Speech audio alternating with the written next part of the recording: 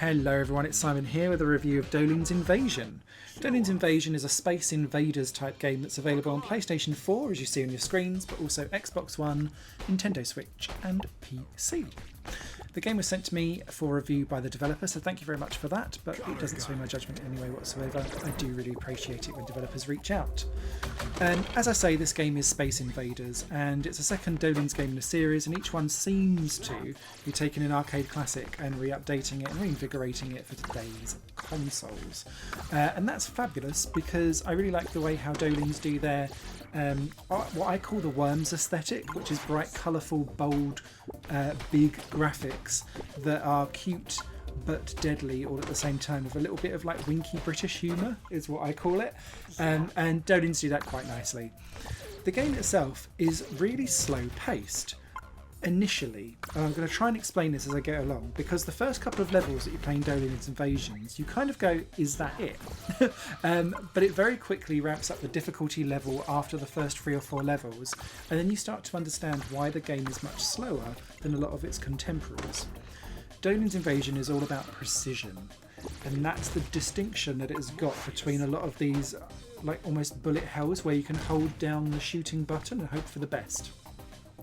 Here, your score is heavily related to you chaining hits together and doing that still relatively quickly, but you can kind of go at your own pace. But bearing in mind, as with all Space Invaders games, the aliens are coming to get you as they swarm slowly down the screen.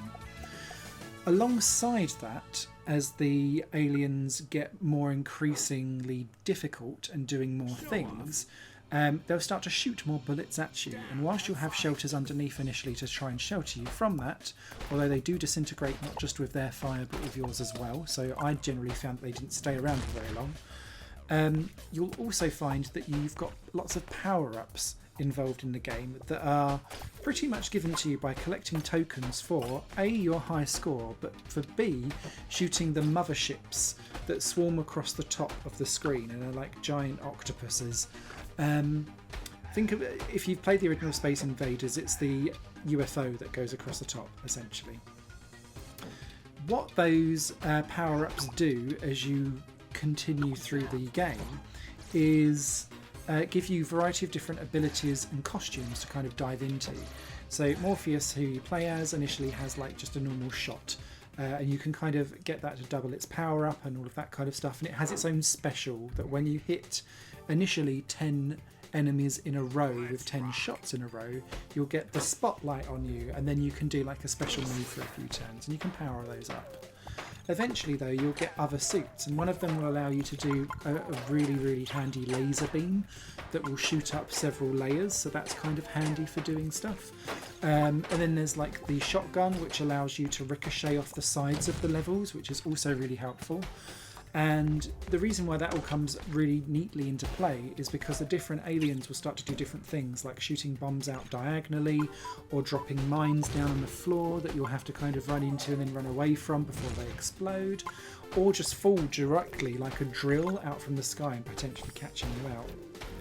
It takes a while for your brain to realise that the bullets are slower, you're slower, so you're going to have to move out of the way earlier, but you're also going to have to line up your shot and then escape kind of quite quickly as well. So just bearing in mind with that when you play Doughlings Invasions, the first couple of levels, because it's introducing you to this is Space Invaders, will seem really underwhelming, and then it will crank up the difficulty as you go along, and soon you'll be like, I've just died, but this game seems so passive. Grr. So yeah, just be aware of that over the course of time. The way how the game is structured is also heavily arcade based as well. So it's 50 levels, and at the end of every 10 levels there's a boss battle, which kind of then unlocks the next set of 10. If you die into a game over screen at any point during that 10 level set, you can continue, but you'll restart back at the beginning of that 10 again, so you do have to have a good run of something to make some progression. And it's not like a roguelike where your power-ups kind of carry over with you. They will go too. So quite often you're thinking, right, I'm going to have to go right the way back to the beginning and start from scratch. So yeah, I really personally quite like that because it amps up the challenge of Doughlings Invasion. Then once you complete that 50, you'll get the same 50 again kind of thing, but it's at another difficulty higher and then again difficulty higher. There's no multiplayer, so to speak of, or anything like that.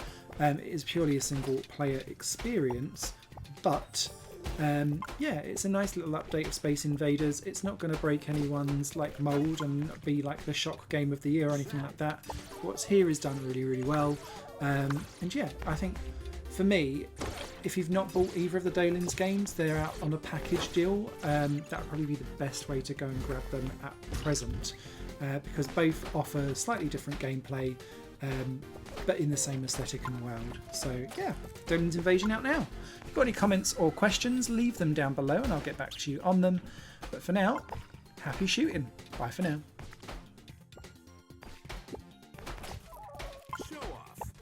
This channel is just one of my many projects that cover games, music and film. If you enjoy any of these and would consider supporting me to develop further in the future, you can do so by visiting patreon.com/Satorimon. Thank you for your time and for watching the video.